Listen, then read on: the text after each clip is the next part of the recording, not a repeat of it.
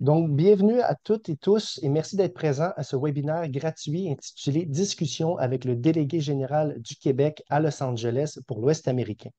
Pour des fins éducatives et de promotion sur nos plateformes, ce webinaire sera enregistré. Si vous avez des questions, nous vous invitons à les écrire dans le chat et une période de questions aura lieu à la fin du webinaire. Mon nom est David Girard et je suis membre du conseil d'administration de The American Chamber of Commerce in Canada, Quebec Chapter, connu aussi sous le nom de AmCham Québec, dont la mission est de faciliter les échanges commerciaux des deux côtés des frontières québécoises et américaines. Ce webinaire est présenté en collaboration entre AmCham Québec et le Consulat général des États-Unis à Montréal. Le webinaire d'aujourd'hui sera animé par Maître Julie Lessard, membre du conseil d'administration de AmCham Québec, avocate spécialisée en droit de l'immigration et associée et chef de l'équipe d'immigration d'affaires au cabinet BCF de Montréal.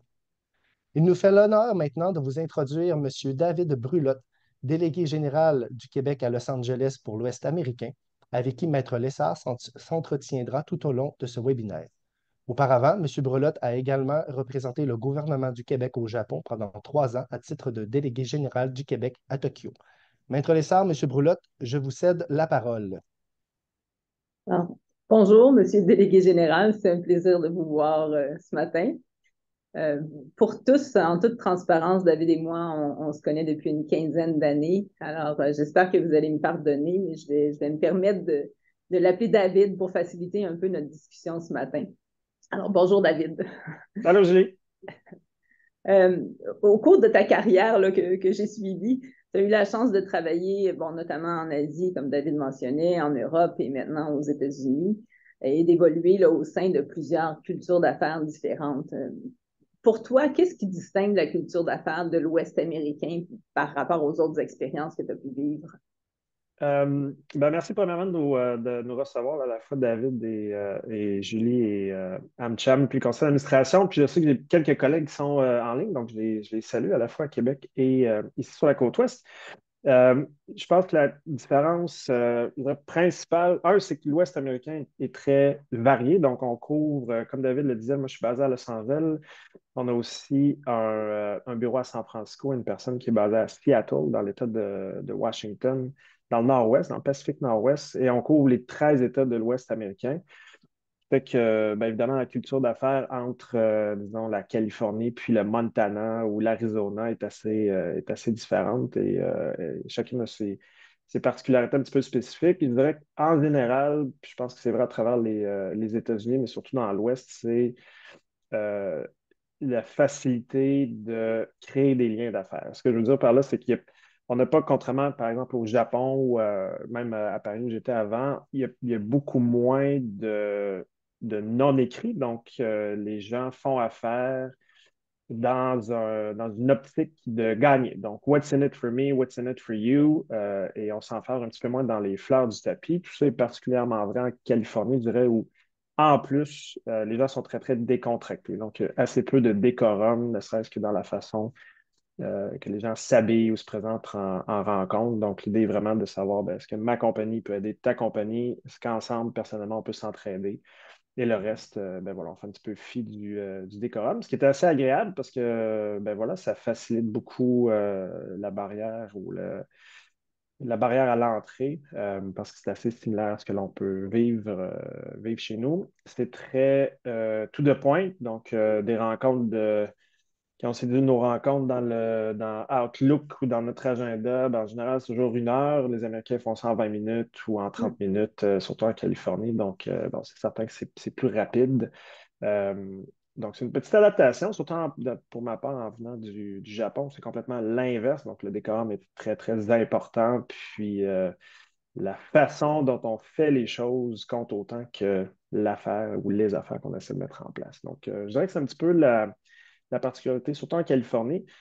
Puis l'autre chose que je mentionnerais concernant les autres États, c'est que un peu comme au Québec, chaque État est très fier de son unicité à l'intérieur des États-Unis. Donc, si on en va en Arizona, les gens de l'Arizona sont très fiers d'être différents de la Californie, différents du reste des États-Unis. Et donc, ça, je pense que c'est quelque chose qu'il faut retenir quand on essaie de percer dans le marché de l'Ouest américain, qui est encore une fois très vaste. C'est de se rappeler que c'est pas tout l'Ouest qui ressemble à Los Angeles ou à San Francisco. Donc, en Arizona, évidemment, c'est très, très différent. La culture d'affaires, la culture politique. Si on se déplace au Colorado, c'est la même chose au terme des différences, de leur approche, de leur fierté nationale puis étatique. Donc, c'est important de bien connaître ça avant de se présenter parce que, voilà, c'est pas un marché qui est uniforme, bien au-delà, au contraire. Merci David, c'est éclairant, c'est intéressant. Est-ce que tu sens qu'il y a certains États où il y a un peu plus de protectionnisme? Euh, oui et non. Dans le sens où, par exemple, en Californie, c'est un marché énorme, 40 millions d'habitants. Donc, évidemment, c'est souvent la porte d'entrée pour les entreprises québécoises qui veulent percer dans l'Ouest. C'est un marché qu'on pense connaître un petit peu plus parce que bon, c'est des villes qui, généralement, sont plus faciles d'accès au niveau personnel. Donc, les gens ont souvent passé une certaine partie de vacances ici, soit à Los Angeles, San Francisco, ils ont fait la côte ouest. C'est plus rare de croiser des gens qui ont fait des vacances à Salt Lake City, par exemple. Mais donc, il y a une familiarité un petit peu plus grande. Euh, Ceci dit, en Californie, la barrière à l'entrée et le coût pour faire affaire, c'est très cher. C'est très cher aux États-Unis en général, vu le taux de change avec le dollar canadien. Mais des grandes villes comme Los Angeles, San Francisco sont très chères. Donc, venir faire du développement d'affaires ici est très coûteux. Euh, pour des entreprises qui veulent s'établir, donc avoir un pied d'affaires, un pied à terre ici dans l'Ouest, une place d'affaires, il y a quand même des règles assez strictes en Californie sur toutes sortes d'aspects. La réglementation est très, très contraignante à bien des égards, notamment au niveau environnemental, ce qui est très bien. Ils sont les leaders aux États-Unis à bien des égards dans ce sens-là. Mais évidemment, c'est un petit peu plus contraignant pour des entreprises là, qui veulent démarrer ici.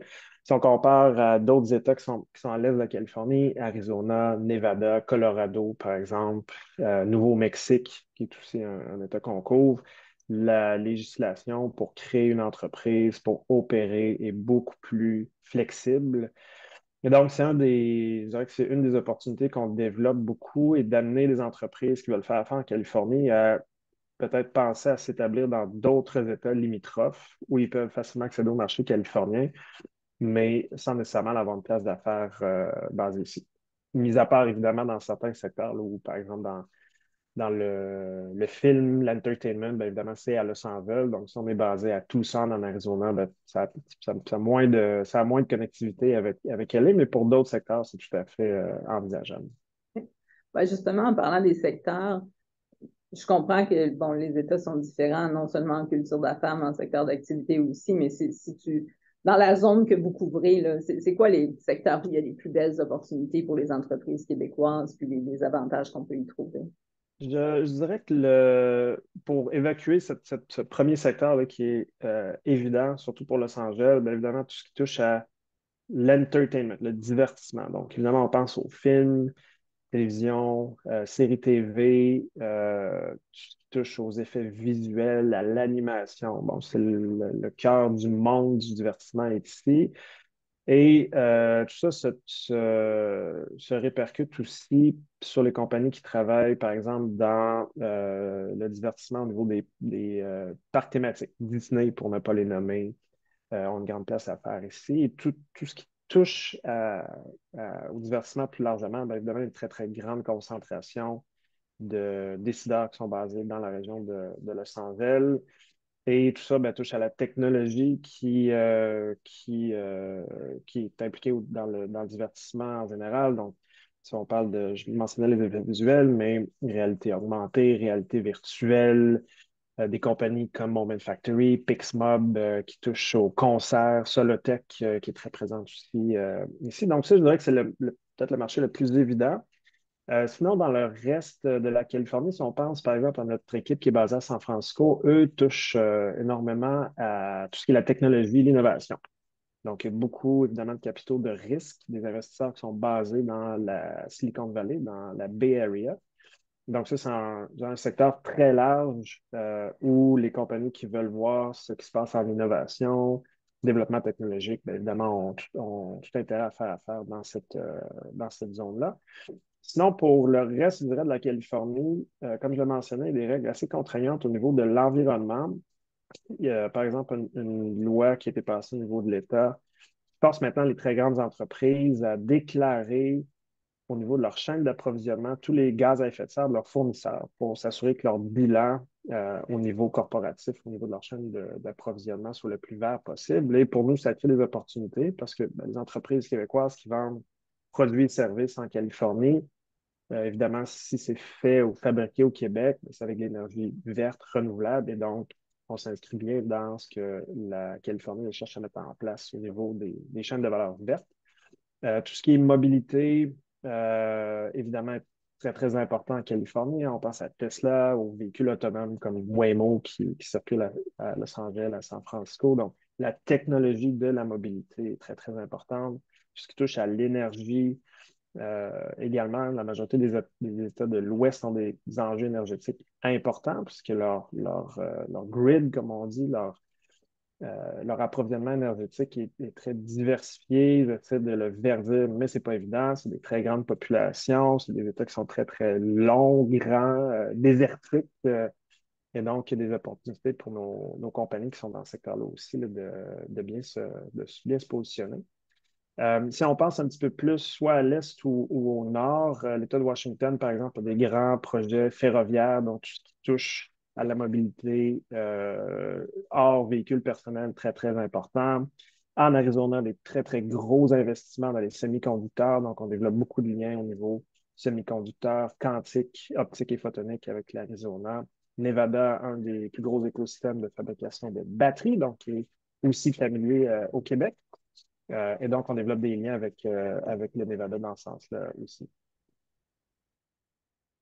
Si je reviens un peu là, à ce que je mentionnais plus tôt, là, il y a quand même, on comprend que c'est un marché extrêmement intéressant, mais il existe quand même certaines mesures là, protectionnistes. Est-ce que tu sens que les entreprises ont de plus en plus tendance à ne pas faire que distribuer ou exporter, mais aussi à s'installer? Puis est-ce que tu as des success stories là, d'entreprises québécoises là, qui ont démarré et qui ont du succès en s'installant là, dans l'Ouest américain? C'est un bon point. Puis, évidemment, que les élections qui s'en viennent, c'est quelque chose qu'on suit de très près. Hein, puis, peu importe l'administration en place à Washington, comment dire, l'architecture américaine a toujours un, un vent de protectionnisme, hein, Buy America, Buy American. Donc, évidemment, on fait toujours attention à tout ça. Euh, il y a beaucoup d'entreprises québécoises qui, évidemment, vendent aux États-Unis déjà soit biens et services et qui veulent s'implanter soit pour s'inscrire dans la réglementation, peut être conforme à ce que les États-Unis demandent, mais aussi pour être plus proche de leurs clients. Donc, il y a comme il y a un win-win à ce niveau-là. Euh, et je pense que c'est aussi, comment dire, c'est plus naturel pour la vaste majorité des entreprises. Donc, ce que je veux dire par là, c'est que c'est assez rare qu'on ait des entreprises qui disent, ben moi, je n'avais pas du tout l'intention de m'implanter aux États-Unis, mais parce que je dois respecter Buy America, Buy American, je fais l'implantation en Californie ou en Arizona. Donc, on est plus dans un modus operandi où l'entreprise se rapproche de clients, de partenaires potentiels pour le faire. Dans le manufacturier, c'est un petit peu différent. Il y a certaines entreprises qui sont implantées, pas nécessairement dans l'Ouest, mais si on pense par exemple à Flo, qui a ouvert une usine dans le Midwest, donc les bornes de Rochelle, l'entreprise de la Ville de Québec. Eux, ils ont une place d'affaires aux États-Unis, notamment parce qu'ils doivent respecter un certain nombre de règles américaines. On a aussi des entreprises comme, évidemment, Lion Électrique qui vend beaucoup aux États-Unis. Eux, une place d'affaires à Sacramento, ici en Californie, donc dans la capitale, proche des législateurs qui sont ceux qui donnent voilà, les contrats publics. Et comme je mentionnais, ben, soit ici ou à Las Vegas, on a des entreprises comme Solotech qui est très, très active dans l'entertainment, dans les spectacles, dans la scénarisation. Donc, évidemment, sont aussi basés ici. C'est le vrai rêve américain, ouest-américain. Si on parle de ces entreprises-là, justement, qui s'installent, bon, ici, on parle beaucoup de pénurie de main-d'œuvre, difficulté à trouver du talent. Quel est le niveau de difficulté là, de recruter dans les grandes villes comme Los Angeles, San Francisco, Seattle? Au niveau des logements aussi, est-ce qu'on a la même situation ici, puis une crise au niveau du logement? C'est très difficile de recruter. Puis on le vit même pour nous là, au niveau de la délégation générale ou du bureau à San Francisco, pour une multitude de raisons. La première étant que, comme je mentionnais, le coût de la vie est très cher. Donc, les gens demandent des salaires très élevés. Le taux de chômage est à son plus bas de façon historique à peu près partout, un peu comme chez nous. Et donc, ça, c'est vraiment un enjeu majeur. Très difficile de recruter les bons talents aussi. Donc, si on affiche des postes, par exemple, il n'y a pas beaucoup de candidats et les candidats qu'on recrute, pas juste chez nous, mais dans d'autres entreprises avec qui on travaille, ben, ce pas nécessairement des gens qui sont bien formés pour le type d'emploi qui est recherché ou qui est proposé. Donc, ça, c'est clairement un enjeu. L'autre chose, puis tu as fait allusion, la COVID a complètement chamboulé la façon dont on travaille un peu partout, évidemment. Puis je pense que c'est un petit peu exacerbé dans l'Ouest américain, surtout avec les compagnies en technologie, où maintenant, ben, les gens veulent travailler d'un peu partout aux États-Unis. Puis contrairement, je pense, au Canada, les Américains sont très habitués de se relocaliser à l'intérieur des États-Unis. Donc, il y a des gens, même dans nos équipes ou des entreprises avec qui on travaille, qui sont nés en Floride, ont grandi dans le Midwest, travaillent en Californie, mais ont déjà fait 4-5 ans à Washington. Il y a plusieurs, si on regarde même dans les élus ou certains gouverneurs d'État qui ne sont pas nés dans l'État où ils sont élus ou à l'Assemblée nationale. Donc, cette mobilité-là interne est très, très grande, ce qui fait que, de façon un peu anecdotique, mais par exemple, pour des postes à Los Angeles, chez nous, ben, on a des gens du Texas qui appliquent, puis ils disent, ben, moi, je vais rester à Houston, je vais travailler pour vous, puis je vais venir une fois par mois au bureau. Voilà. Alors, on se dit, ben non, c'est malheureusement pas possible parce que nous, nos clients, ben, ils viennent ici, il faut les rencontrer. Donc, il y a un enjeu de déplacement. Et là, les gens, ben, parfait, s'ils viennent de Houston à Los Angeles, bien évidemment, je veux le double du salaire. Bon, c'est pas tout à fait possible en général de faire ça. Donc, c'est sûr que ça présente un enjeu majeur. Le coût de la vie, sur la deuxième portion de ta question, au niveau du logement, c'est extrêmement cher. Donc, à la fois San Francisco, Los Angeles, pardon, euh, Seattle également sont des villes où c'est extrêmement dispendieux de se loger. Puis, dans les grands centres, ben, si on prend Seattle, la compétition pour trouver des employés, ben, c'est Microsoft qui a son siège social là, c'est Amazon qui a son siège social là, Boeing, le siège social est dans l'Est, mais la grande partie de leurs opérations sont dans l'État de Washington. Donc, on compétitionne contre, à la fois pour nous, mais pour d'autres entreprises québécoises qui font affaire dans l'Ouest, mais on compétitionne contre Microsoft, par exemple, pour avoir visité leur campus à quelques reprises, ben, des conditions de travail qui sont fabuleuses, avec voilà, un terrain de soccer, un coiffeur sur le site, des restaurants. On peut travailler d'à peu près n'importe quelle heure de la journée. On a des vacances accumulables, des jours qu'on peut transférer. Bon, il y a toutes sortes de mécanismes, je dirais, là, surtout dans les centres technologiques ou les entreprises, en plus du salaire qui doit être conséquent, ben, peuvent offrir à leurs employés. Donc, une entreprise québécoise qui vient s'implanter, ben, évidemment, il faut qu'elle arrive avec soit un produit, un service qui est excitant pour recruter des travailleurs, mais des conditions de travail qui sont aussi là, extrêmement intéressantes. Donc, on voit des entreprises qui rivalisent avec toutes sortes de moyens créatifs pour retenir leurs employés, pour recruter, puis créer un sentiment d'appartenance là, qui est très, très riche au sein de l'entreprise. Est-ce qu'on voit la même chose dans les États où c'est plus des investissements là, au niveau manufacturier, au niveau de la main-d'œuvre dans le secteur manufacturier? Est-ce que c'est aussi difficile à trouver que le talent dans les technologies?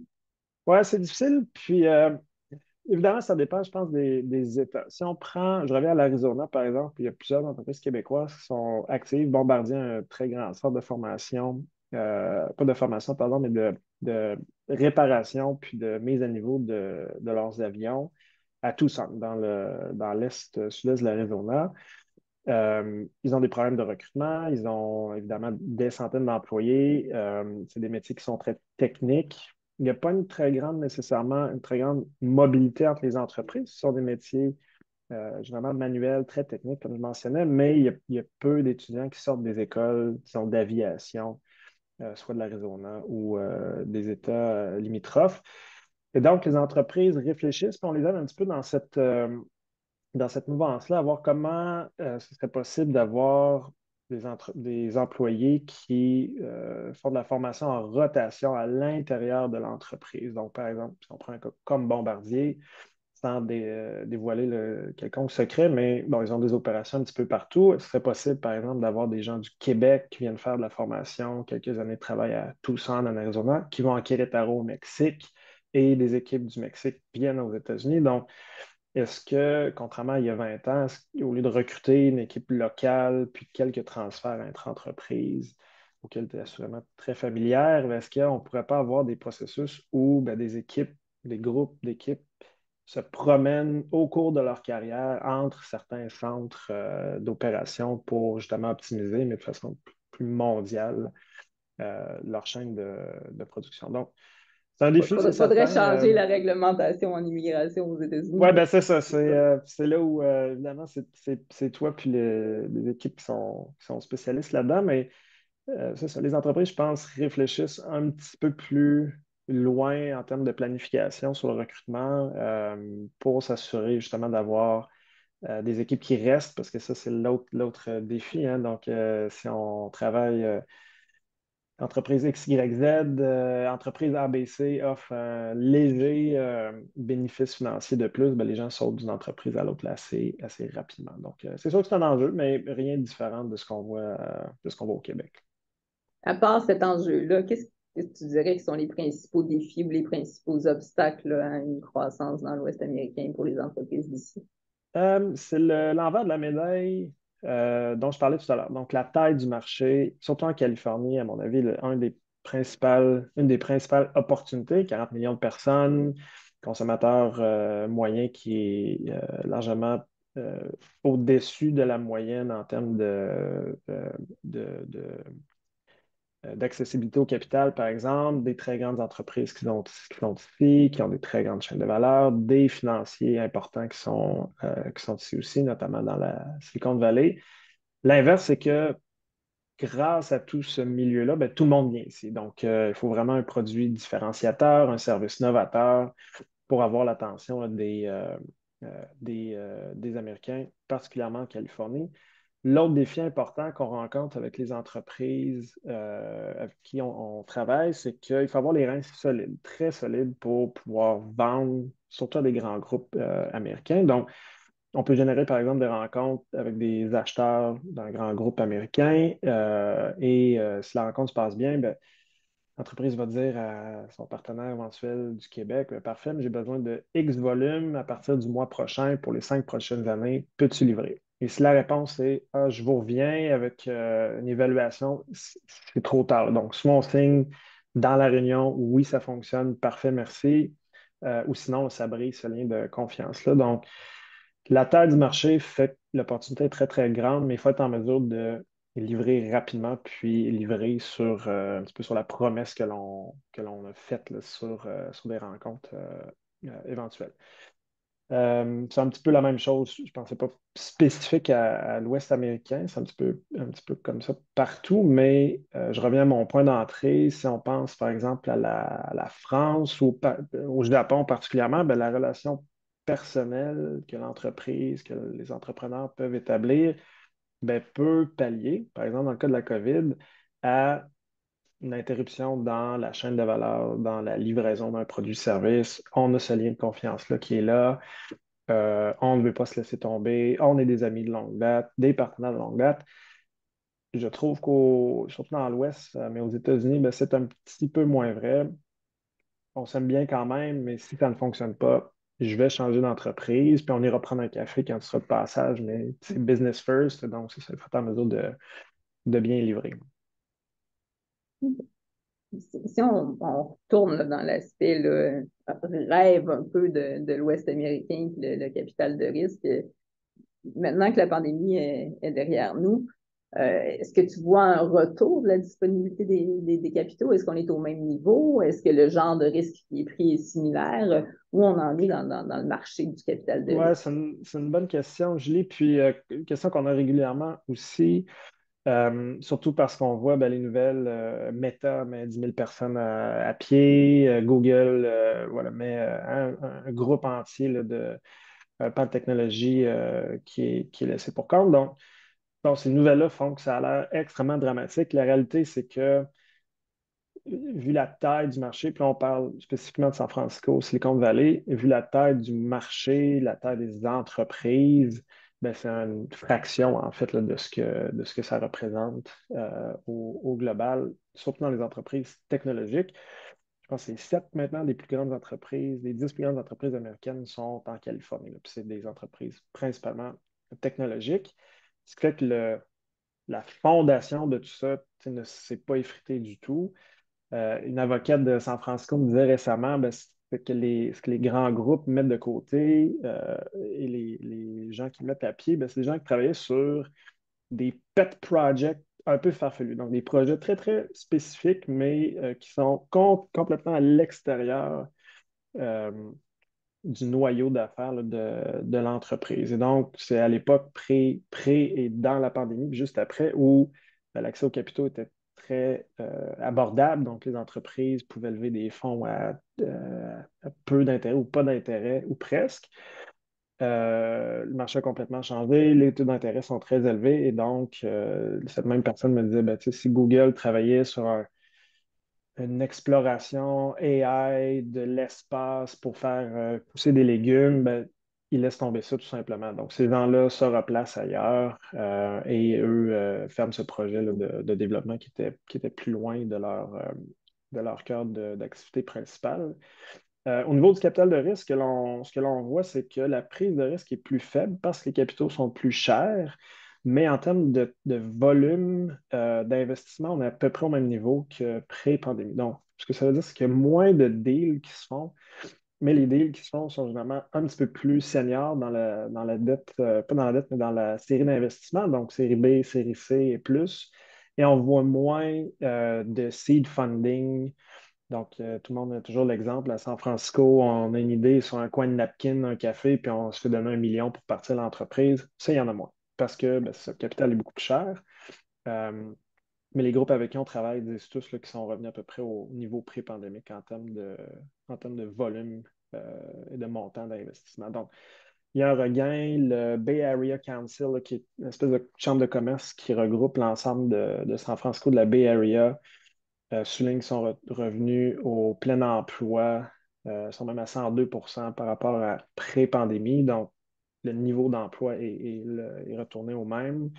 Beaucoup d'entreprises ont maintenant des employés qui sont retournés ailleurs aux États-Unis. Donc, c'est sûr que cette statistique-là change un petit peu. Donc, des gens qui étaient natifs de New York, qui continuent à travailler pour Meta ou pour Google, mais sont retournés, par exemple, dans leur ville d'origine. Donc, il y a ce changement-là statistique qu'on voit qui semble faire une espèce d'explosion du marché, mais la réalité est complètement ailleurs voilà, dans la réalité des choses.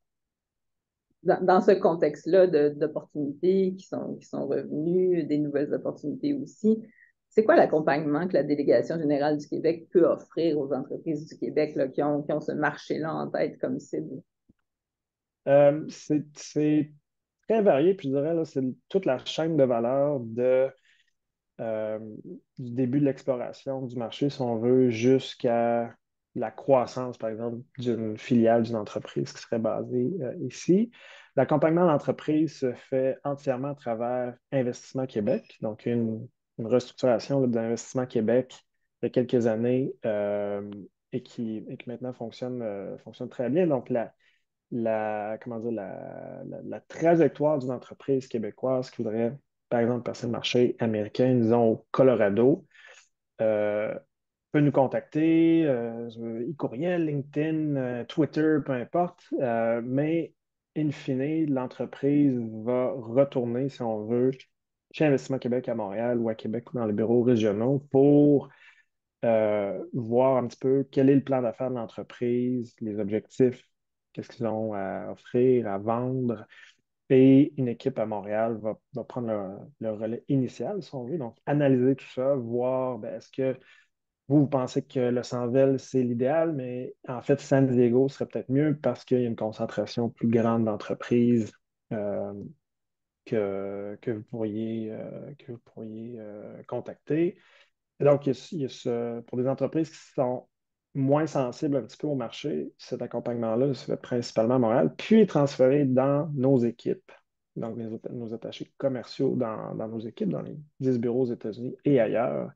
Et après ça, bien évidemment, c'est un accompagnement sur ouvrir des portes, donc générer des rencontres avec des entreprises, des donneurs d'ordre, des acheteurs, des distributeurs, des partenaires.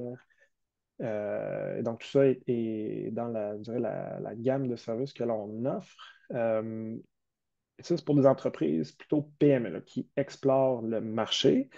Comme je mentionnais tantôt, on en fait assez peu de petites entreprises parce que ben voilà, c'est un marché qui est assez casse-gueule, là, si vous me permettez l'expression. Donc, c'est rare les entreprises qui viennent essayer à Los Angeles parce que ben voilà, le compte de banque descend très, très vite.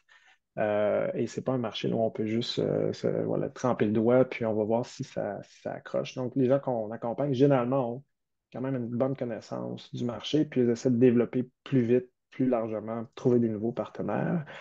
Et on travaille avec des grands groupes aussi et des moyennes entreprises qui, par exemple, cherchent à développer des liens avec des donneurs d'ordre municipaux, étatiques.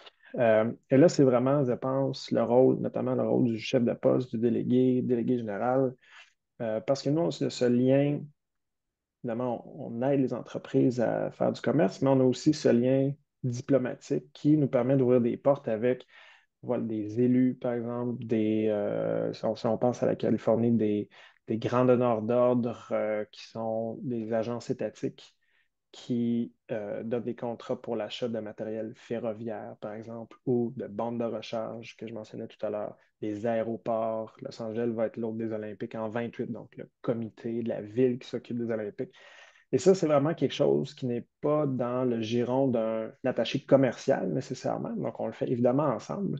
Mais le fait d'avoir des bureaux du Québec qui ont cet aspect diplomatique me permet aussi aux chefs de poste de pouvoir ouvrir ces portes-là au nom des entreprises du Québec qui, dans la vaste majorité des cas, eux ne pourraient pas le faire eux-mêmes parce que soit il y a des règles sur le lobbying, soit les donneurs d'ordre publics ben voilà, doivent ouvrir à toutes les entreprises en même temps. Ils ne peuvent pas favoriser une. Et donc, on a cette belle zone je dirais, d'accompagnement qui est assez unique puis qui est particulière au Québec. Donc, il n'y a aucune autre province là, qui a un.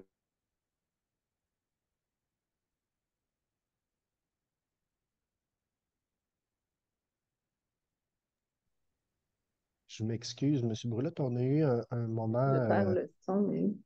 oui, c'est ça, où on a perdu le son de ce que vous disiez.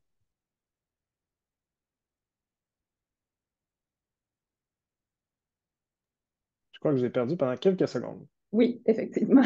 On va retourner un petit peu en arrière.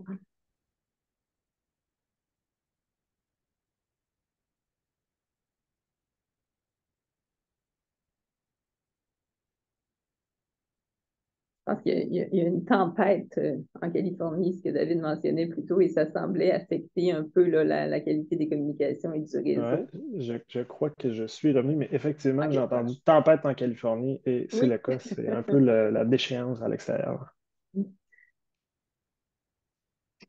Alors, tu reparlais un peu de l'accompagnement un peu spécial, là, diplomatique que vous pouviez apporter, qui était assez unique au Québec là, par rapport aux autres provinces qui n'avaient pas le système en place, en tout cas pour apporter ce type d'appui-là.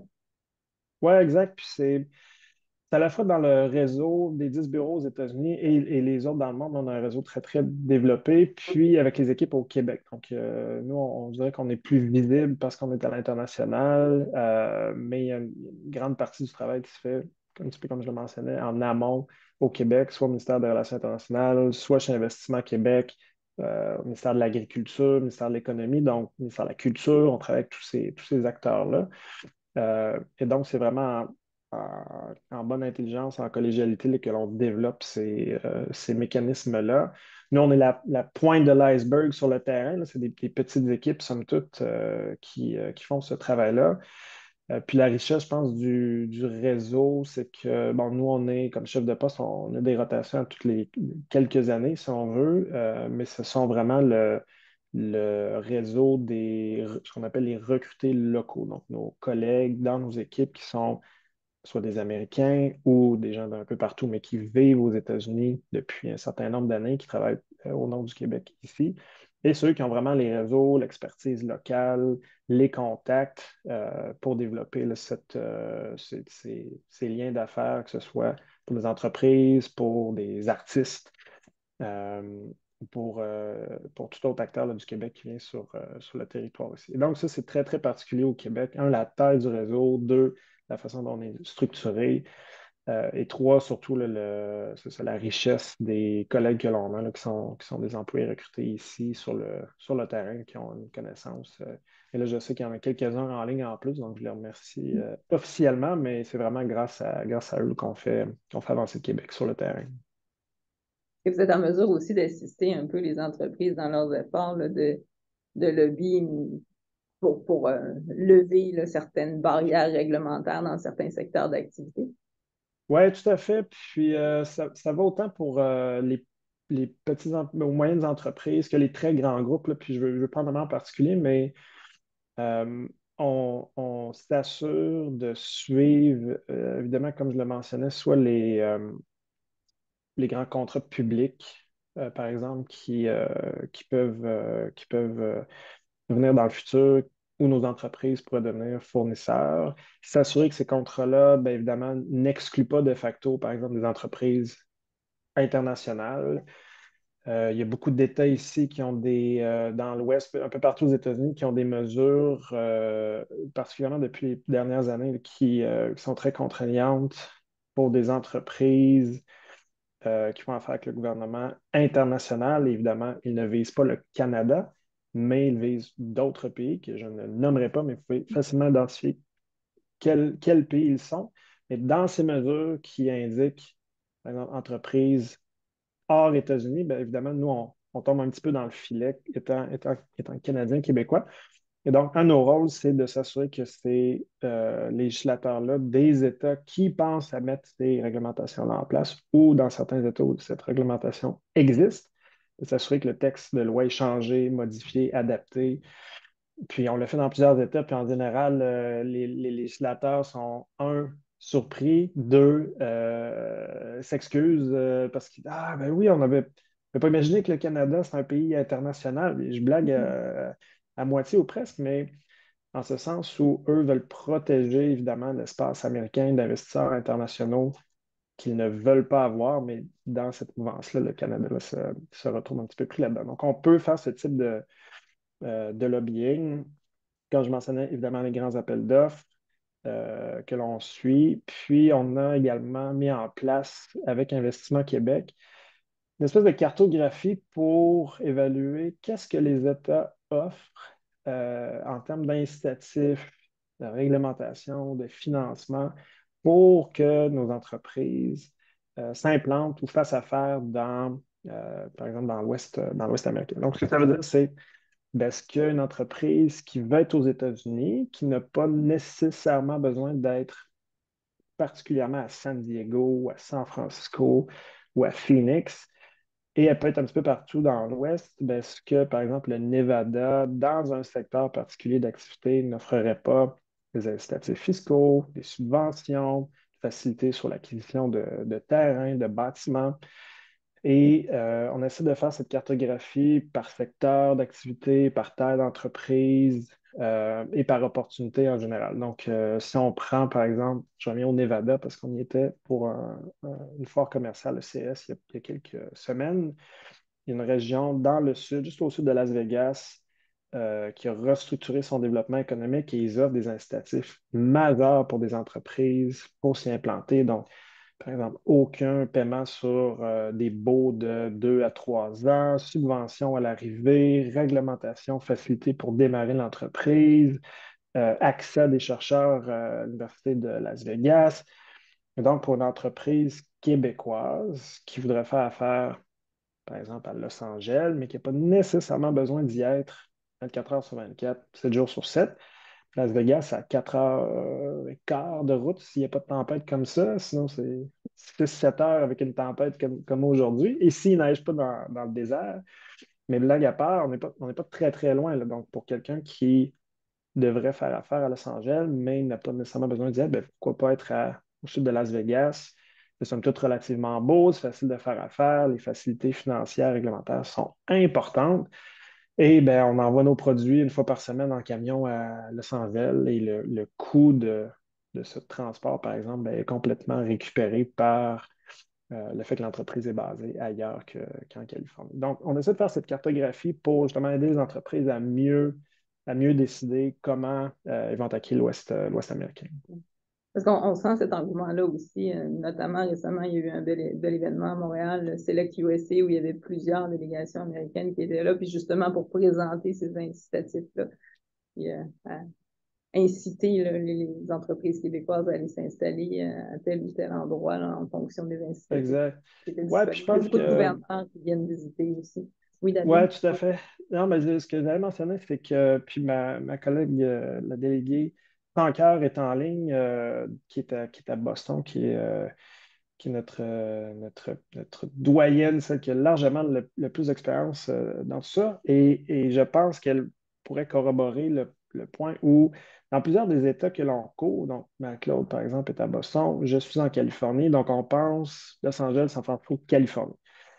Quand on se déplace dans d'autres États, puis je l'image toujours avec la même anecdote ou la même blague, si on pense Arizona, Nevada ou Utah, l'État de Washington dans le nord-ouest, on les connaît assez peu, sauf pour certaines évidences ou certains clichés. Donc, je disais récemment au gouverneur du Nevada qui est venu à Montréal en mission officielle, je disais, vous pensez probablement au Québec pour la neige, pour le sirop d'érable, les Céline Dion et le Cirque du Soleil, qui essentiellement font vivre Las Vegas. Donc là, évidemment, il riait.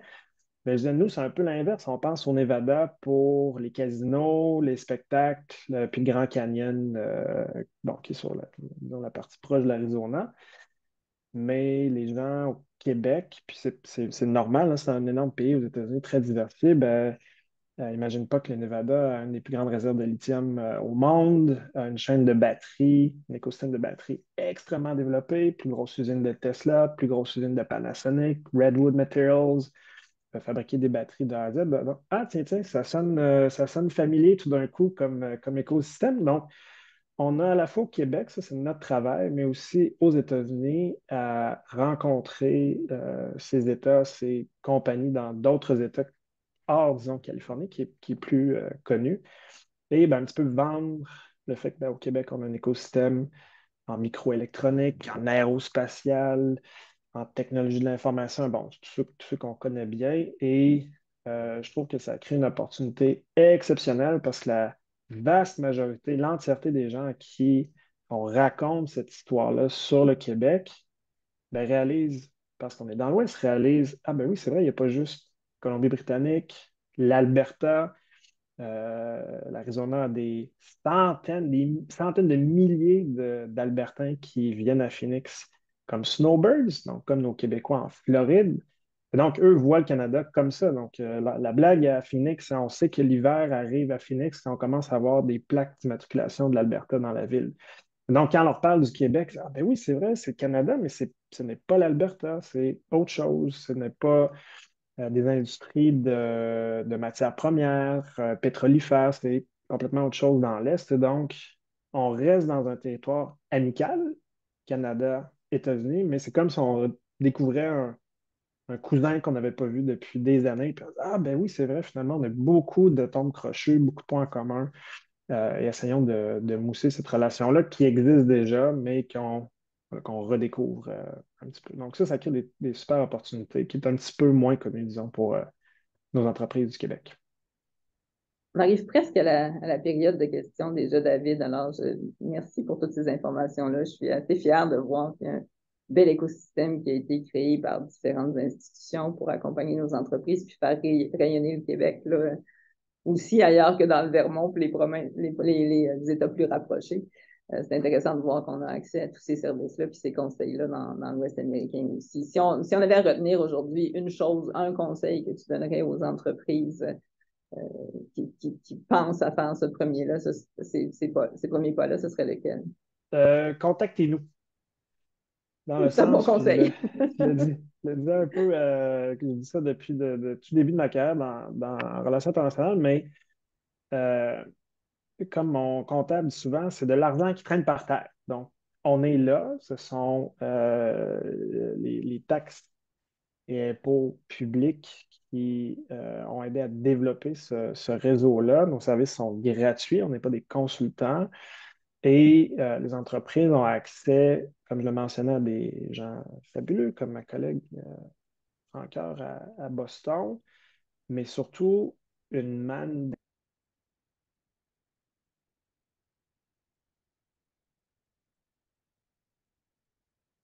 On a malheureusement perdu ta finale, David. Je ne sais pas si tu m'entends.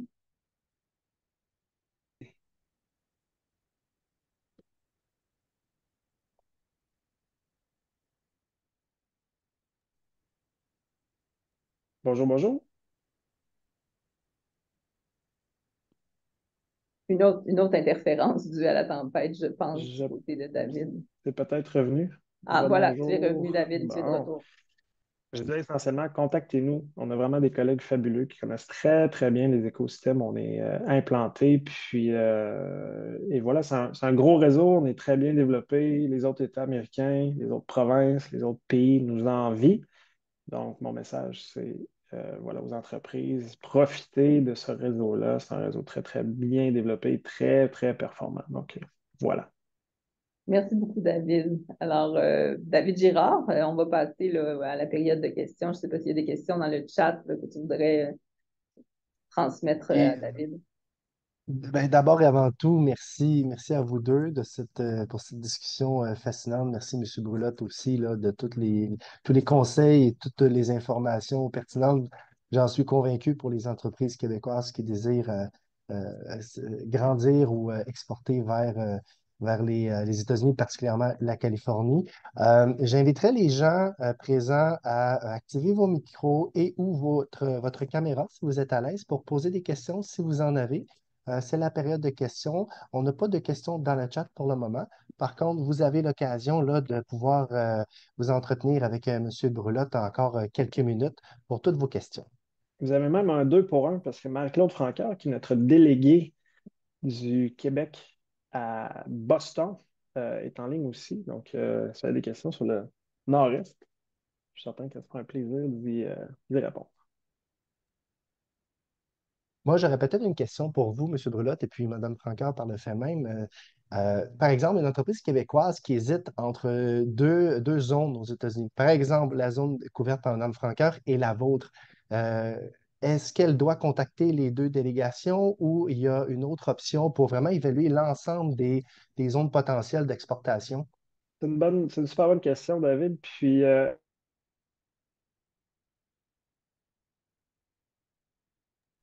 Je m'excuse, M. Brulotte, on vous perd un tout petit peu au niveau du son, de l'audio.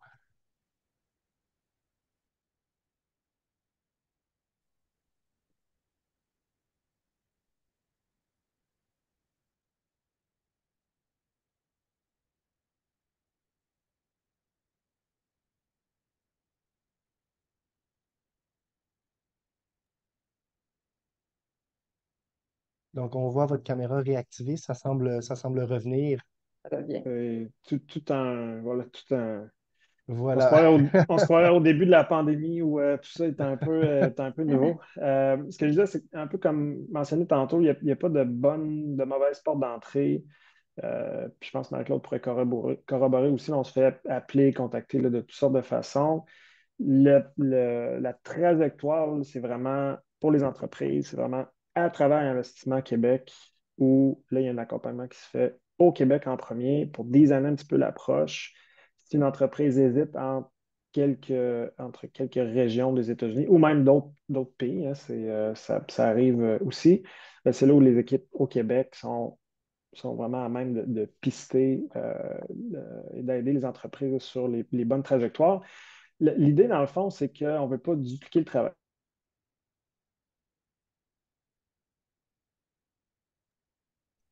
Je m'excuse une nouvelle fois. L'audio, malheureusement, nous joue des tours. On peut peux vous laisser un moment là, pour revenir quelques secondes, considérant la tempête actuelle.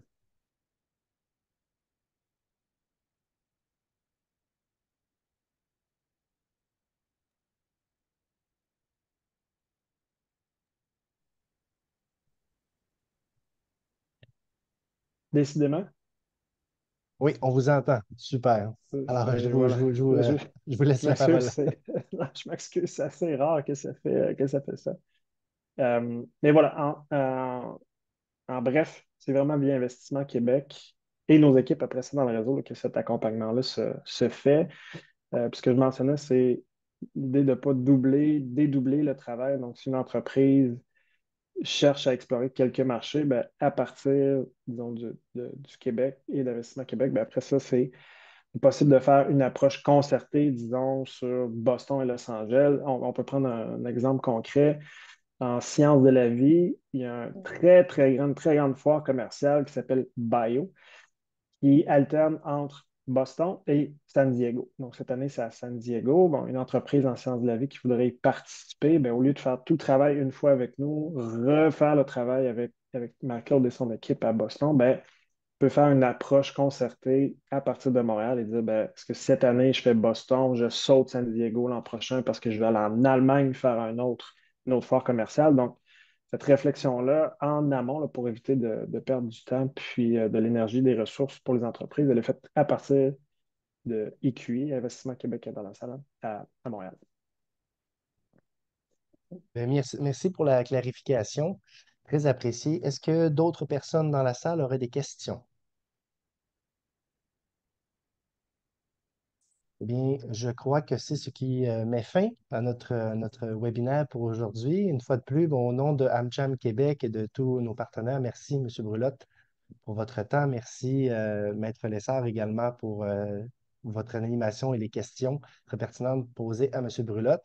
Je vous invite à nous suivre, AmCham Québec, sur nos réseaux sociaux, LinkedIn particulièrement, notre site web. On a plusieurs autres webinaires qui s'en viennent, informatifs et gratuits. Et on recevra également d'autres invités fort intéressants au courant des prochaines semaines. Sur ce, je vous souhaite à toutes et tous une bonne fin de journée.